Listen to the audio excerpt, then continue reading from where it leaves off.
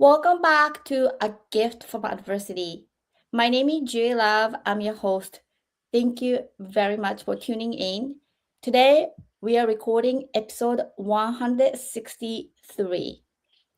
Before I introduce our guest, I want to introduce myself. My name is Juri Love, Jurilove, and this podcast stemmed off from A Gift from Adversity, which is the book that you see on the screen, and also it's on Amazon. It's about my life of overcoming child sex abuse, domestic violence, bullying, and homelessness. After I wrote this book, I had a lot of messages from all over the world that they are sharing their adversities. So I felt really compelled to start this podcast, and I'm very grateful to have so many guests came to this platform.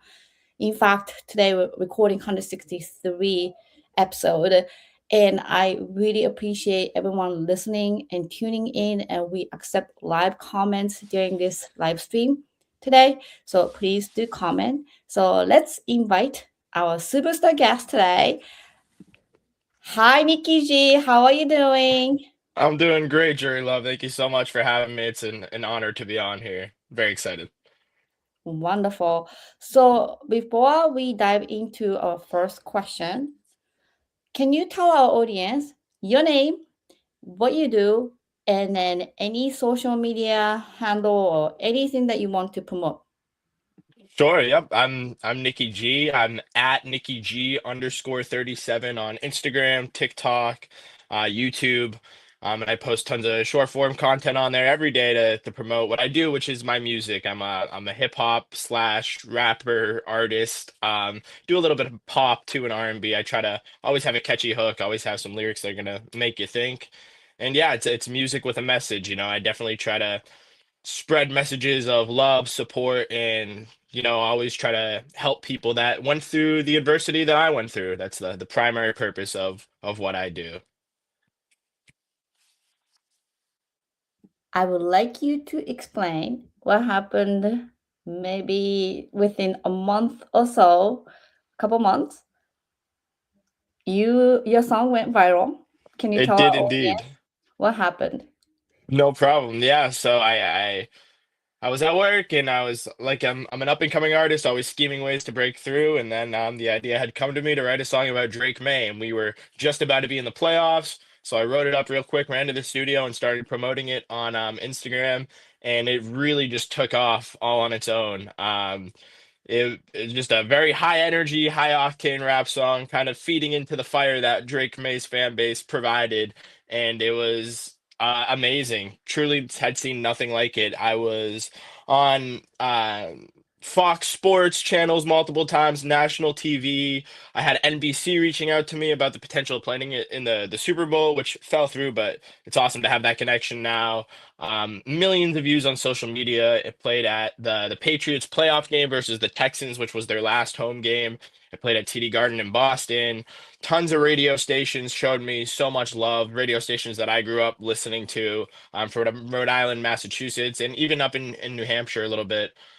So yeah, it completely blew up and kind of brought me this attention that I had never seen before. And it was amazing timing too, because I ended up having an album, which I think is a lot more artful per se, that had come out while this was all going on, right before the Super Bowl. And so it brought a lot of new eyes on my music as a whole. And I'm so grateful. As a longtime Patriots fan, it was just like a dream. I was totally up in the clouds for weeks and still am. So extremely grateful for the reception of it and everyone that's tuned in to not just Drake May, but the rest of my music as well. So And you did live performances as well. that's right. Yeah. So much happened. It's crazy. Like I forget about stuff. Yeah, I was invited to watch parties by pretty big Instagram pages, Purely Boston, and also the Medici nightclub in Providence. Tons of people showed me love, made a ton of connections, and yeah, it was a great time. I got to perform Drake May for a bunch of crazy Boston sports fans like myself. It was awesome. Amazing. And then before we dive into A Gift from Adversity, our main question, what is in the bag and what are we wearing? Can you tell us? That's right. Yep, this is my new album artwork, Back to the Circle, and this is some merchandise that I'm selling. If anyone wants some, feel free to reach out on my Instagram DMs at Nicky G underscore 37. I got a little back to it too. It just says an album by Nicky G. And then my mom came up with this, a big blow up that we had at our release party for people to take pictures in front of, which me and Jerry Love took some fantastic pictures in front of as well. But yeah, Back to the Circle. It's my new album. It's out on all streaming platforms. You can find it at the link in my social media bio, or if you just look up "Back to the Circle" by Nikki G, it'll come right up. So All right. So we're gonna talk a little bit about album maybe during the second question, but I really want to dive into the first question, which is adversity. So can you please share us what happened? What was your adversity? sure, yeah. Definitely a couple big things. So when I was born, I had some rare disease called vertical talus, and essentially my feet were turned around, so I came out the womb that way, had surgeries from a very young age. It was an extremely rare thing to happen to someone. There are other variants like clubbed foot, which are a little more common, but this specific one was pretty intense and rare. Like I had doctors from when I was born coming in. I'm like in textbooks somewhere because of the rarity of the disease. And it was just very intense, for my parents, from when I was born to like when all the surgeries were over, which they still might not be, but we'll see in the future what happens. But it was, their first boy, their last kid, and it was very intense for them. I had to go to Children's Hospital in Boston once a week, which is like an hour from here. So constantly making the drives for me as a child. Surgeries from I think my first surgery was at like 2 months old, where they sliced around the foot essentially and turned them around, and then I had various other ones up until about really freshman year of high school, but varying in intensity. I had one that went all the way up my legs and was like a 12-hour long surgery. So from a young age, I always kind of felt like I was like this like spectacle and like fragile thing, which to some extent I was. I spent a lot of my childhood in wheelchairs, on crutches, and casts. Relearning to walk multiple times, things like this. Physical therapy all the time. Going like to like special like ortho classes while I'm in school, being taken out of the classroom. And this kind of also led to me always feeling apart from my classmates rather than a part of. I just always felt like I was on the outside looking in, and I just wanted to be like a normal kid growing up. I had like this deep feeling of just wanting to blend in, just wanting to be normal and like respected. And it unfortunately was the opposite of that. And there was some cases of bullying and whatnot, getting picked on, pushed around for lack of a better term. And that was hard to deal with, as a kid when you're just trying to figure out what life is, and it just made it a lot harder for me. But there were kids that accepted me as well, and I have to be grateful for them super. But just always feeling different when I wanted to just feel like a regular kid was a tough thing. But I went through that, and then had a surgery also my freshman year of high school, so kind of all these old feelings that had come back up. um s- and I will say too, just like, hmm, where am I going? Feeling like special was a part of it too, like just feeling different. Like I'm kind of repeating myself here, but yeah, I just wanted to be a normal kid, and I always felt like I was, even up until high school, like I always felt like I was the kid that like, oh, people knew about, oh, he grew up with this, like he's different, he's weird. I always kind of got that vibe a little bit. Um and like I ultimately went into other things to, as a big driving point of this was to feel accepted and earn respect, which I'll get into it later, but it's like why I got into music and stuff at first was just to be respected and feel like I was, because I always felt like less than. And so I was trying to always do things. Big reason I got into music was to feel like I could earn that respect from my peers. Um, but I'll definitely get into that in a little bit. My other big chunk of adversity that I overcome was substance abuse and alcoholism.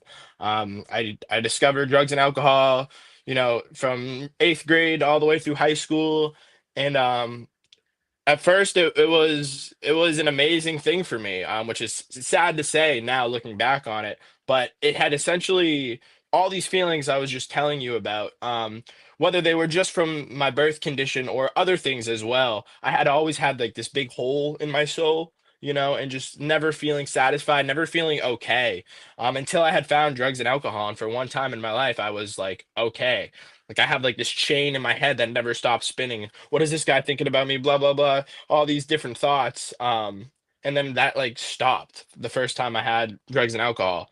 And it was a solution, quote unquote, to the way I was feeling. And so that led me into a place where I was like, I gotta feel like this all the time. And that progressed, through high school, just started, on weekends and whatnot, and then I quickly realized I didn't really have control over how much when I was drinking, especially. Um, like from the first time I ever drank to the last time, it was always a blackout. As soon as I started, as soon as I had one, there was no control on the intake I had. It was just balls to the walls, for a lack of a better term. And I didn't understand why. I always thought I just had to have two or three this time, and I never could. As soon as I had that one, it was really out of my hands. But that progressed through high school. Just started on the weekends, then started to creep into the weekdays. And in college, I ended up, being full blown. I was at UMass Amherst, which was like an amazing school, but also a perfect place to party in the way that I wanted to. And so it started turning into like an every other day thing, stealing from people, just to get my drugs and alcohol, stealing from my roommate, who trusted me and stuff. And it just continued to progress. I ended up dropping out of school once COVID hit, because I was just so focused on my whole life revolving around drugs and alcohol. Just the more I went, the more it revolved around just needing to feel okay, which is the only way I had learned how up to that point was through these things. So I ended up working full time, because my parents, they're good. They're saying if you're not going to go to college, you got to work. You can't just sit around the house. And so I did, but most of my money just went again to my substances, and it just continued to progress. When I around 19 years old, I started drinking every single day, and every day it was into a blackout, oblivion, and that continued for the next 2.5 years. And that was my lowest point. I really knew I had a problem, but I couldn't ever picture stopping. It was utterly hopeless. Like every day, just feeling like I'm sinking into a hole that I'll never get out of, And it was a pretty brutal realization. I'd wake up every single day with like a firm resolve to stop entirely. And then I'd get some food in me lunchtime, and I'd already be scheming, how I was gonna get the money to get what I needed that night and stuff. It was brutal. 24/7, 24/7 occupation, my mind always revolving around getting these substances. And eventually, my parents are actually sober, and they're both in recovery as well, which they're fine with me saying and stuff, as well. But they had, I'm doing all this drinking in their home. I'm going out to the backyard, getting all messed up, and then coming in their house like mindless, and it's really getting to them. They continue to find me unconscious and stuff, and they're really scared for my safety in my life. They didn't want to come in one night and see me dead, essentially. Um, which was a very high possibility with the amount of things I was consuming. Um, and so they one night, when I was in a blackout, they had called the paramedics, and they had come grab me. And I went to the hospital, the emergency room, woke up the next day, and didn't really remember what happened. But I called up my parents and said, "Hey, like I'm ready. Can you come grab me?" Like I was so delusional. Like I was just thinking, "Oh, they're just gonna come grab me, and I'll be home, and I'll be drinking again tonight." I was so insane at that time. And it was just the sickness had completely taken over. But they had told me, they had put their foot down and said, "You're not coming home unless you go to treatment first, and you gotta go spend some time in treatment and dry out and try to learn some things and all this stuff." And I really, in that moment, I wasn't accepting of who I was yet, and so I was like, "No, I'm just gonna go find someone else to live with where I can drink how I want to drink." Still thinking I can control it and all these things. And then I had this situation in the hospital which changed my life. I was sitting in the hallway because they had thrown me out of the rooms, I had seen a man in there, and he seemed to have like this same energy that I had, which was like this restlessness, this irritability, just being discontent, and we had locked eyes a couple times, but we were mostly both just staring at the ground. And then some cops had come in and they were talking to him and they said, "Hey man, where were you today? We wanted to help you. We were there for you. Your family was there for you. They want to help you. They love you." And the guy's kind of just like, "I don't care." And it really hit me like me and this guy are one and the same. And like I was awake in that moment for once. And I had realized this guy's probably going something so similar to what I'm going through right now, but he's like 50, 40 years down the line. And it hit me like if I don't stop, I know I need to stop. If I don't get this right now, that's going to be me. It was just such a strong realization because I know the type of person I am. I'm so stubborn, I'm so tunnel visioned, which is good and bad to certain extents, but I was like, this might be my only chance to stop is this moment. And it had just hit me. And it's wild because I was, after they had taken him away in cuffs, I was just sitting there with this realization. And a nurse had come over and echoed exactly what I was thinking. And she said, "I hate when they do that in front of the public. The cops come in here like that, but I love when it's a kid like you that gets to see that and realize where he's going." And I was like, it was like a jackpot, as we call it, like a really like divine intervention type moment. And they gave me the willingness I needed in that moment to go to treatment. And so I went. Um, I had got sectioned as well. So once I got home and I was still kind of on the fence, but I was like leaning towards that cop had come and served me a section. So I was like, okay, I'm going no matter what now. And it was all for the best, in the end. But yeah, I was a danger to myself and others at that time. So it was really kind of necessary. But regardless, I went into treatment and I said, you know what? I'm gonna maybe give this thing a shot. I might have a problem. It was all just maybes. I was just leaving the door open a crack. And I went to a really great treatment facility where I learned about the nature of what I had, alcoholism and addiction. I learned about the components of it all. We call it a threefold disease. I learned I had a physical allergy to alcohol. My body doesn't metabolize alcohol or drugs in the way that a normal person's does. Most people, and you can break it down like on a scientific standpoint as well, but essentially most people, when they start to drink, they lose the craving for the next one very quickly. In mine, it just continues to build up on top of each other. There's a component in alcohol called acetate, and my body metabolizes it like 100 times slower than the normal person's body does. So like I have this physical allergic reaction to alcohol, which I had no idea. But when I had read this book, it had told me about that, the physical allergy, and I could really comprehend it because, like I said, from my first time drinking to the last time, I always thought I could control it, but it just seemed that once I had that first one, I lost all control, and I learned that that was what we call an allergy. Most people start to feel it when they drink and they stop or they slow down. But for me, when I started to feel it, it was off to the races, no control. I wouldn't stop till I blacked out or I cashed out. So that's what that was. And then I learned there's other components to the disease as well. There's what we call the mental obsession, which is damn well knowing I have this physical allergy, which I knew when I was drinking I had a problem. I was different. But even knowing that, I continue to find a way to keep going back to it, thinking it's going to be different this time. And that's the insanity I was talking about as well. I just kept doing the same thing over and over, thinking it was going to be different this time, expecting a different result. Like the plain definition of insanity, is what I had experienced. And I had no defense. I had no mental defense against that first drink. I learned that once I had the first drink, I'm screwed because I have this allergy. But why do I keep going back to it, knowing all the damage I've done? I had totaled cars, I had run into people's houses and fences, like I had destroyed property, paid a lot of money for the damages that I had done. But the insanity of it was I kept going back thinking, this time I'm gonna control it. This time it's gonna be different. Um, so both of those things, and then I learned about the spiritual malady is what we call it, and that's that hole in the soul that I was talking about from way back in my childhood where I just never felt okay, and I had this gaping hole inside me that no matter what I tried to do with outside things, I could never fill it. I could never feel okay.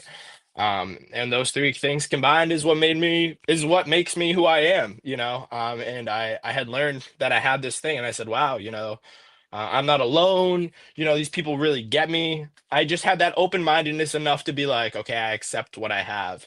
And then that was really, most of the adversity. From then on, I had come to learn about the solution a little bit. I will say, I had left the treatment facility and I was sober for like 7 months. And for a while I was feeling really good. But maybe around 6, 7 months sober, I had just been going to these meetings, I'd just been talking to people, but I wasn't really doing anything to fix myself. And I kind of had like this like other episode of like this kind of sickness where I wasn't drinking, but like I said, my drinking was a solution to how I had always felt. And now without the drinking and without like the first couple months of yay, I'm sober, I had none of this adrenaline left 6, 7 months in. And I have no solution to how I have always felt. And the drugs and the alcohol were the only solution I had ever found to feel okay. And I started to go crazy again, and I was kind of on the brink of picking up again a couple times. I was doing some bad things to people. I was just like as sick as I was, in those couple months that I was when I was still drinking without the alcohol. It was really crazy. Um, and then I had finally opened up to someone, which I call my sponsor, about it. And they had said, "Yeah, it's probably time that you get into the new solution." And that's when I'll talk about that in a little bit. The gifts, I have found something in my daily life today which makes me feel okay, and it is the solution that I need without the drugs and alcohol. And I'll get into that later, but I'm blessed to be here at all. So Well, thank you so much, Nikki G. I really appreciate you sharing it. I have one comment, live person said, Juri, every time I tune in, the guests are always wonderful. Thank you for doing that. This, I often can't stay very long, but please know I'm a big fan of yours and mm, character creator. Thank you so much. So I just wanted to shout out to our fans. mm, So, anyways, let's actually go back. I know you mentioned very quickly about your surgery, and I got some pictures from you. It's very heartbreaking. Now, when you are babies, I know you had two surgeries, and then when you are in the middle school and then you are in high school, right? And then four major big surgeries, and then you told me that you felt less than before any substance and alcoholism. You mentioned that you got bullied quickly. What was it like? So is that physical attack? Was that verbal? Like, what do you remember? Like, how old you were, and then what did these uh people say to you? The kids say to you, or was that just the kids or teachers, adult? Like, no, who are these people? yeah, there was mostly kids my age, and a lot of it took place in elementary school. Like mostly name calling and just like slick remarks here and there. Just like right to my face, and then people laughing at me. People making jokes at my expense. And then like an occasional like physical thing, like being pushed around like physically or being pushed to the ground or whatever it might be. That actually continued a little bit, and then it ended up coming back in high school and stuff. I was hanging out with this group of people that wasn't that great, and there was definitely a lot of bullying that would happen between these like older guys and stuff, and name calling like wonky legs and stuff like this, like Forrest Gump type things. Um, but it was a lot of torment. Again, I had so many supportive people too at the time that it could counteract it, but I still had this thing that was seated deeply from an early age that I wasn't good enough. And that would propel me to really try in everything I did to show people I was. But it was, and that's a good thing in some extent, but it's also like not a healthy thing to feel on the inside, for a kid to just feel like they're not normal. But pros and cons to everything, I guess. But yeah, it was definitely hard to deal with, very tumultuous as a kid. Physical, verbal, all of those things. I'm extremely sorry that you went through those adversities, and I just want to share my experience was that I was getting sexually abused from 8 to 13 in Japan by my dad and uncles, and then two uncles and my dad. And I was also on top of it getting bullied, but mine was more invisible because it's almost PTSD in your mind, and yours is more physical appearance that people pick on. And it's either way, it's just like I definitely felt way more than less than. and I tried to end my life at 15, and I didn't succeed. Obviously, I'm gonna be 50 Thank God. December. But anyways, my mom found me when I was cutting my wrist, and then that's what happened. Wow. Um, but it can push you to those mental stage in whatever the country you are in. I would say adversity, bullying, these feelings are unfortunately universal, like music. It doesn't matter where you are. And the feeling of maybe wanting to be accepted, but you had a physical appearance that are different than other kids, like wheelchair or braces, and then that itself is so sad and then so hard. Like as a mom, my daughter broke her arm last year, and then she had like a cast, and then it was just so painful for me to watch. But Mm, luckily, other kids were very compassionate, signed on her cast, and then helping her carry stuff. And then it was it was very, very much of teachers and then the school making sure that nobody makes fun of her. And just I think at our generation, it's a little bit more understanding of this psychological and emotional injury and then permanent effect in your brain. mm, 'Cause I still remember the kids who bullied me when I was going through my child sex abuse and then physical abuse my dad, and then on top of it I go to school, like I made fun of my lunch that I brought, or like ball thrown at me, or mm, like anything. And I was very smart and I was very athletic, so they made fun of me, not like teacher's pet or something, like just trying to be like whatever perfect or whatever. And that really hurt me to not excel, and then again, like trying to fit in to the society. And that really continued even like you it's kind of funny that you mentioned about like the college and then the party. I didn't party. I went to Berkeley College of Music, but the second semester I totally forgot about it. I had abortion, I had depression, I had PTSD. I had no idea I was going through it, and I had a scholarship. And as an international student, you need to maintain certain credit. But my guidance counselor diagnosed me PTSD, whatever. I had no idea what it was. And then I dropped zero point 0.5 credit, less than a credit.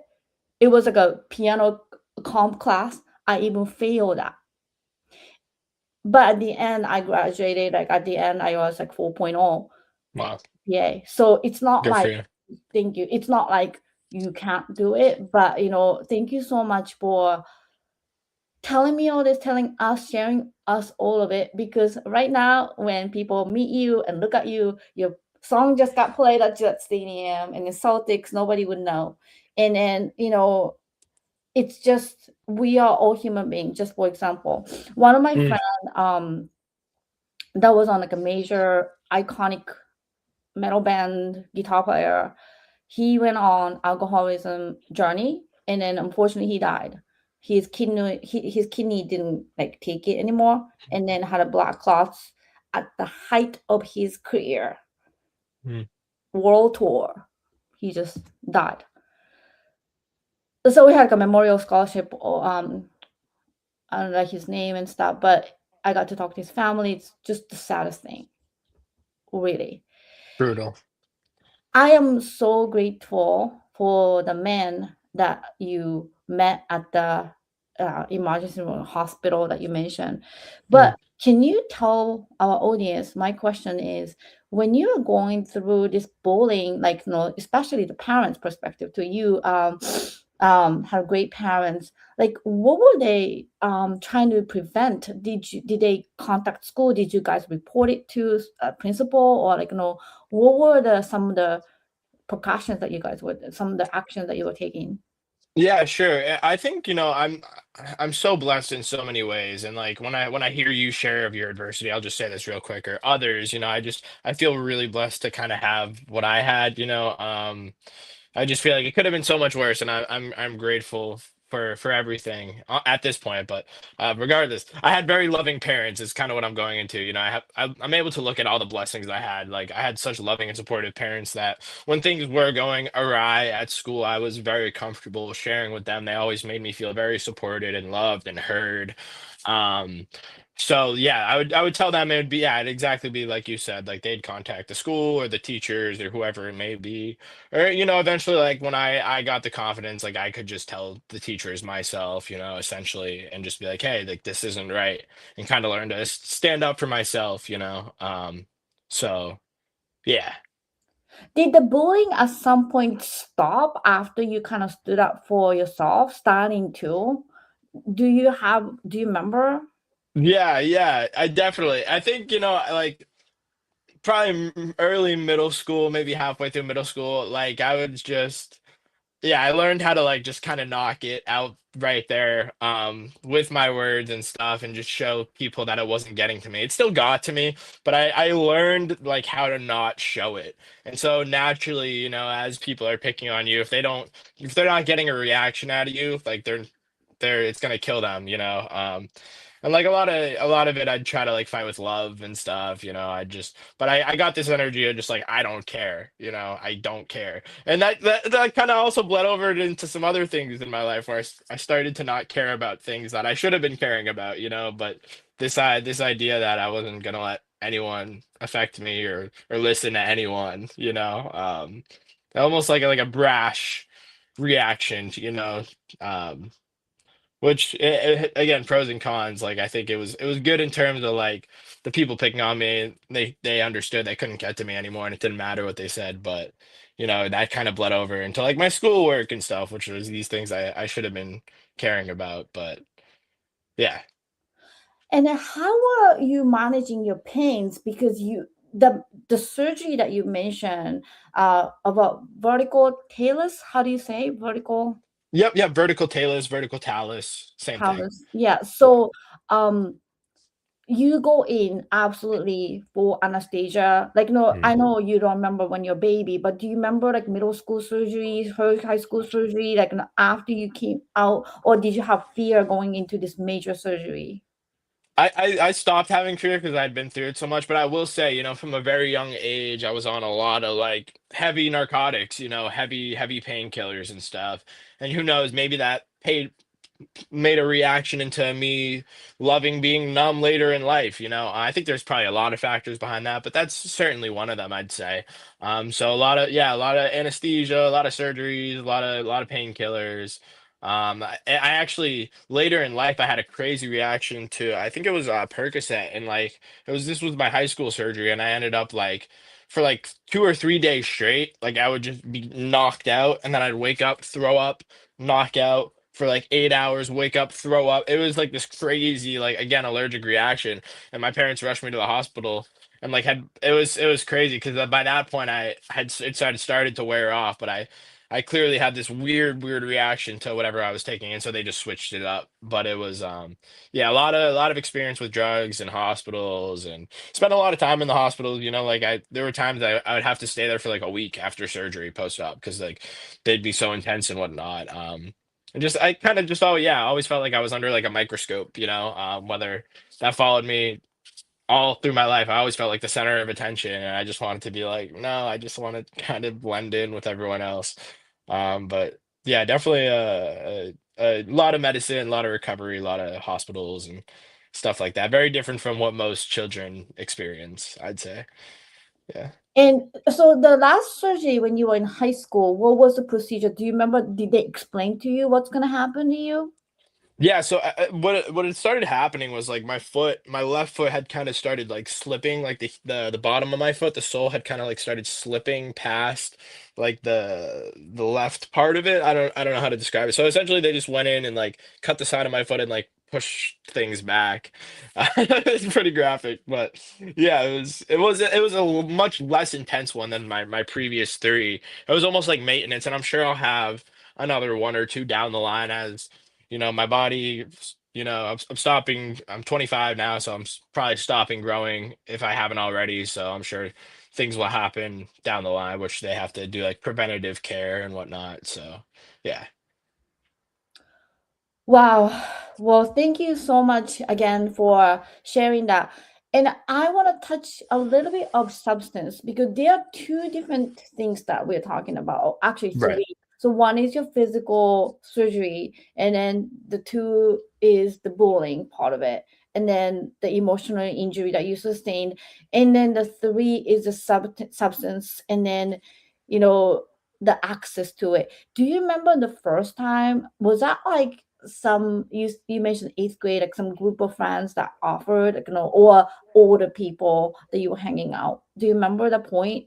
Oh my Yeah, God. it Yes. was friends, and I think they had like we started just smoking. I don't know if I could say it on here, smoking weed and stuff, and it was just yeah, my friends that had got me into it. I think like minds attract, and I think we were all going through the same thing in different ways, but we all had this like I don't know, this hole in our soul where I think all of us probably for whatever reason or another didn't feel okay, and so we needed something to feel okay, and so we naturally we were friends long before we started, doing drugs and whatnot, but we had just attracted through that way, and then they had probably got it from somewhere else, and then that began the whole thing. Yeah, it's very heartbreaking because I'm a journalist and I've covered interviewed a lot of people who unfortunately got substance from other sources, like Facebook Market, for instance, or like some other people who just came out from the recovery. I interviewed a mom who lost her daughter at 21 when she came out from the recovery facility. Somebody texted her, "Hey, get this," and then had a fentanyl and then died. So it's so much of lacing happen, so much of like fentanyl and different things that happen, xylazine, and then different things that the kids don't know that what they're Yeah. taking, and it's just like so crazy. It's crazy. When I was in treatment, one of the counselors was sharing with us. There was this young girl that was in the hospital, and like she had like tried smoking weed, and it was laced with fentanyl, like crazy. And she was like young, like I think like as young as I was when I started, like eighth grade, and she was in the hospital, like in a coma, like a fentanyl induced coma from like smoking weed. And it's crazy out there. Like I mean like I said, my parents are in recovery, and the lifestyle has changed so much. Back then they didn't have to fear of overdosing every time they would go out and party. It's like I've seen friends OD. I think it's potentially even happened to me, when again later in life when I started taking different things, and then like having these really weird reactions where I'd like be knocked out for like 8 hours. I was like, I don't think that was what I thought I was taking, stuff like that. And I've seen it happen to friends. Like it's a crazy world out there, and it's not worth it. At the time, like I couldn't see that, but once now that I'm awake to that, it's like, life is so beautiful. It's like why risk it? It's a hard thing. I know it is a hard balance, and then I struggle it too, and then just so we are very open and we Yeah. adult, like I deal with or dealt with so much of sex addiction because I was sexually violated that I just wanted to have sex and then just have control over the part that I was really violated. I never, because I grew up in Japan, I've never seen gun, I never seen weed. I had a friend who had a little bit weed in Narita airport and then got locked up for 6 months. Wow. Yeah, we don't have weed. So Yeah. we don't have that, but we do have a vending machine for alcohol. So you can get alcohol at any age. We don't ID. I've never seen IDing. And so we actually had like a drinking party at sixth grade, and then I had like this shed, and people like a kids threw up, and I said, "Guys, no more. I'm not gonna clean up." So we stopped drinking at sixth grade. We started Wow. very early, but That's wild. yeah, it was like really bad. But like it's a different country, and then also these like substances, like I've never seen anything like this in America that kids have so much access to these substances. I just want to mention that I did write an article. It's called "Stakes Are High." Every year in Foxborough Common, that they put the flag of people who OD'd and died. It's since 2015, it's about 18,000 people, which is in Massachusetts alone, which is the population of town of Foxborough. So it's think about the town of Foxborough's every single person in town of Foxborough died. So that's the amount of the people who die by fentanyl or any OD overdoses of the drugs in Massachusetts alone. I have no idea what other states are, but I did write an article because the organizer lost her family member to that. So, I'm very happy that you're open to this, because whatever the addiction and it causes that we just don't know. I don't know either, but it's a lot of it is environmental. If you lived in Japan, you have gotten no weed because there was nothing. There was no Right. access to it. So it's, if you are born like me in Japan, like maybe it was different addiction, but at the same Right. time, you went through so much as a child, going through surgery and a mental, condition that you had to go through, which was really sad. But anyways, I want to switch to the second question, which is the tools that you use to overcome. So this is my absolute favorite part of the podcast, because I always say it, people who went through adversity like yourself, myself, when people who never went through adversity, which is great, they just say, just forget about it, forgive, blah, blah, blah. So my movie title that I just wrote and directed is called Forgive Yourself to Not Forgive. And that was my power phrase, Mm, because some of the things that you should not be forgiven, but I forgive myself to not forgive that crime, whatever. So mm. anyways, what do you think that you can share that truly worked for you? Some of the tangible tools that you have used that you are able to come out to the other side. Can you share that with us? I would love to. So I mean, obviously the big thing would, well, the obvious thing is music, and I have found, through my whole life, like using music to vent these emotions and feel heard and get respect, and then falling in love with the craft and like focusing on something. Whenever I was really focused on my music, like it kept me out of a lot of trouble. Whether it was, I was in band and I was classically trained trumpet player and stuff, and so whenever I was focusing on that, it kept me out of a lot of bad things that I couldn't have been doing with my energy and my time, and then falling in love with the process of that and almost having that be an addiction within itself. But in a good way, it was a good vice to have because I would get, opportunities from that and whatnot, and also just like feel really good about the stuff I was creating and then showing it to other people and they're enjoying what I created and like how cool of a thing that is. A lot of connection there, which I didn't feel connected to a lot of things. So that was one of those things where I could like really feel connected with those and the world around me, again.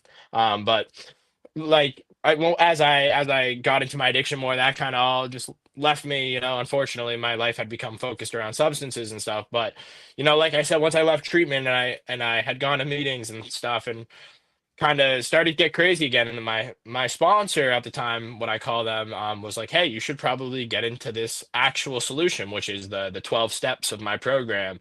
And that's where these tools you're talking about, that's where it all came from. Learning how to believe in something greater than myself and have faith and feel this connection deep within to some what I call like a higher power. And feeling connected, feeling purposeful, driven, grateful. All those things, and then having this process where I was able to break down all of these things I was holding on to, these resentments, these fears, these people I had wronged, seeing my part in it. And like you said, like forgiving or learning to forgive myself to not forgive people and learning to forgive but not forget.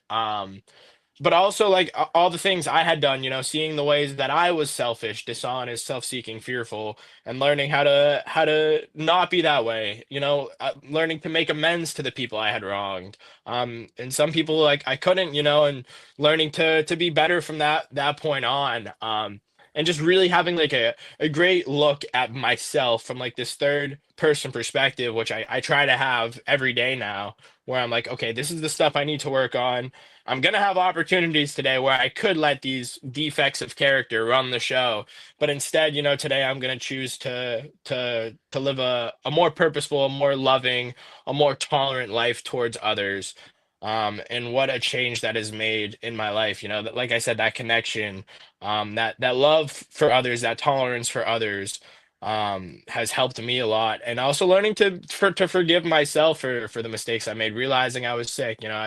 I've just learned so much from those steps, that it's changed my life. And then I continue to do it on a daily basis. We call it taking inventory of my life, all these things I'm holding on to. If someone comes up to me and does me wrong and I had done nothing to cause it, I can take an honest look at that today and be like, well, I really didn't play a part on this, but I'm still holding on to this. So that's the part I'm playing, is I'm choosing to hold on to this, knowing it's not serving me. So I'm gonna have to learn to try to let this go, and in turn I can live happier, because I don't want this person that's wronged me to be living rent free in my head, controlling my life. I'm in control, and I'm gonna choose how I'm gonna react. One of the most beautiful things I learned is life is so crazy. It's out of your control. All this stuff around us, we really have no control over as individuals, but the one thing I can control is how I choose to react to it. You can't control life, but you can control how you react to it. And so taking that in situations where I've been wronged, and making the choice to not allow it to drain my emotional energy, or weight on me, but I have a process of writing about it and looking at it in an honest way where I can. It has allowed me to let it go. It's very therapeutic. And then, I continue to do the things I need to do to keep my connection with my higher power, with like my spirit intact, and continue to take inventory. And then the biggest thing I'd say is just continuing to spread the message to people that went through the addiction that I went through, to show them, hey, there is a way. And not only is there a way, but this life I live today is second to none. I wouldn't trade it for anyone's. What a beautiful thing that is, from going to this hopeless, like blatantly like suicidal person, or a person that didn't care if he lived or died, to living this life today where I feel so purposeful. I feel so grateful, like deeply. And just to show people like, hey, there is another side to this. And if you can be willing enough to give it a shot, I promise you will not regret it. So yeah, that's my main thing. Through the music, through talks like this, or my meetings that I go to, or I'll go and do commitments at treatment facilities and show people, hey, I was exactly where you were at. If you want to give this way a try, I promise you, it's gonna lead you to a much better place, that you can't even believe. I live a life that I can't believe today. I can't even believe, that I'm alive, but the fact that I'm like sitting here and like happy and sober, not just sober, but happy and sober, it blows my mind every day. So I'm so grateful for the gift that I have been given from the adversity. And the last thing I'll say too is like the gift from adversity. Like you're saying, should I wait, or should I get into that? Wait. Okay, sorry, I don't Yes, want to mess up the structure. that's okay. So I am actually playing your song. I don't know if you can hear. So what is this song?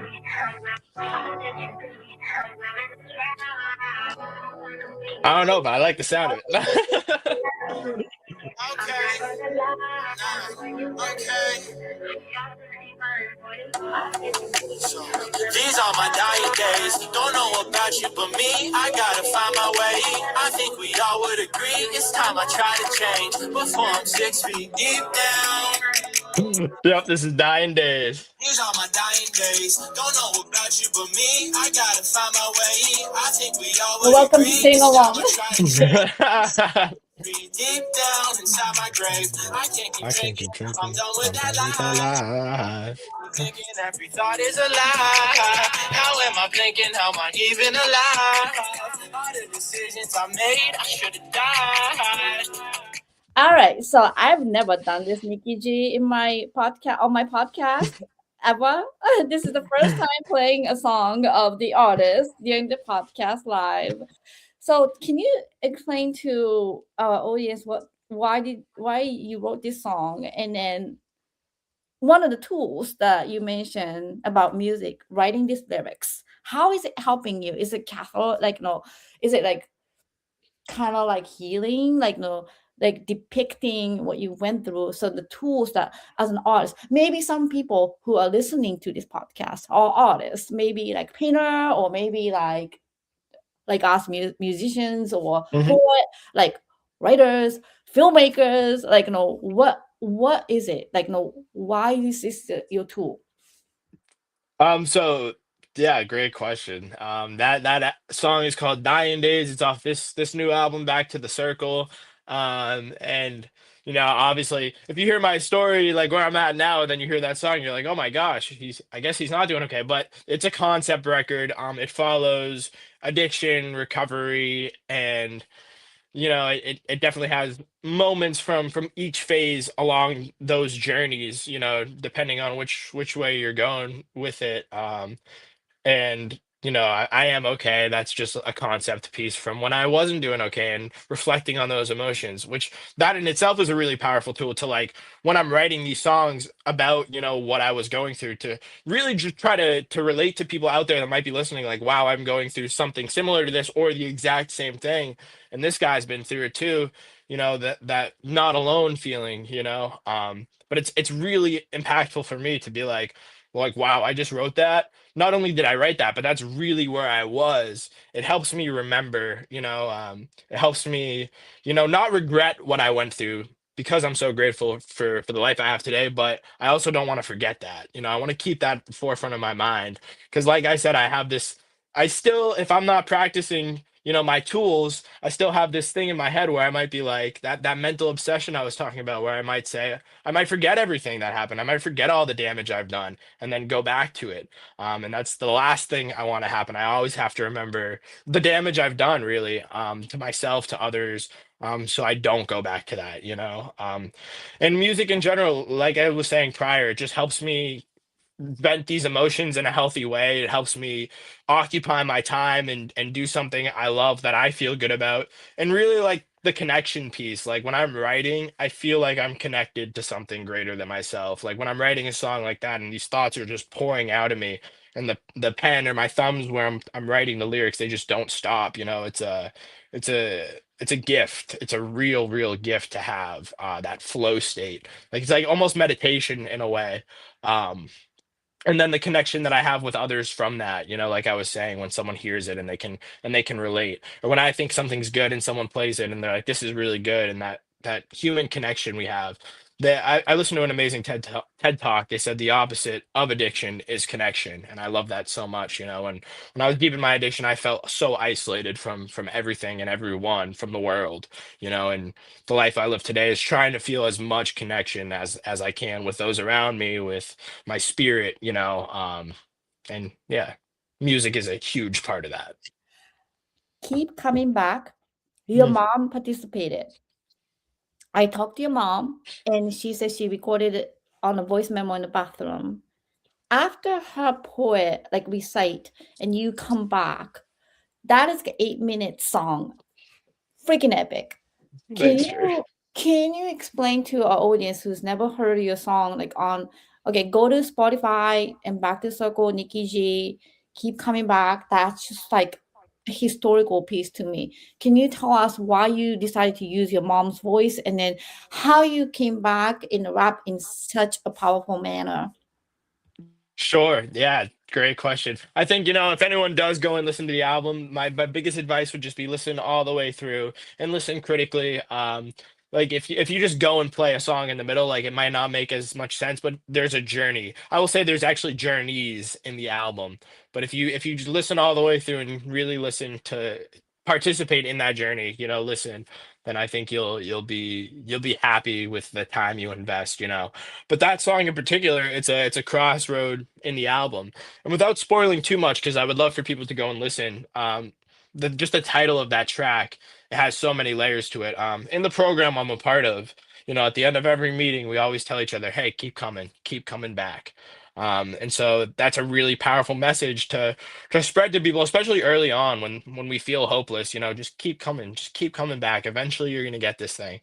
But also how that phrase can play into the opposite. My addiction, I just kept coming back to it. I kept coming back to that same old spot. So like the double meaning of that title is really powerful. And it's this crossroads. It's smack dab in the middle of the album, between the different journeys that the album provides. And addiction, the different routes you could go.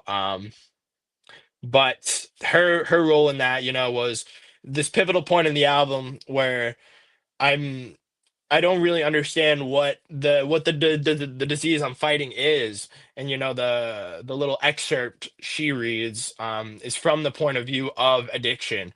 And she does such a beautiful job of describing what exactly it is in that passage. And it's like this moment where I'm really confronted with this thing, and then I have a choice to make from that point out, which journey I'm gonna take, whether I'm gonna come back to it or put my back to it ultimately. So yeah. Definitely had to listen. Now, I don't want to have this podcast as like a musical, like a radio station type, but since we are talking about the tools, my tool as well is to write difficult things that I can't express to my fans or anybody, but to write lyrics. This song, Realization, it's on Spotify. I just want to play a little bit. Please.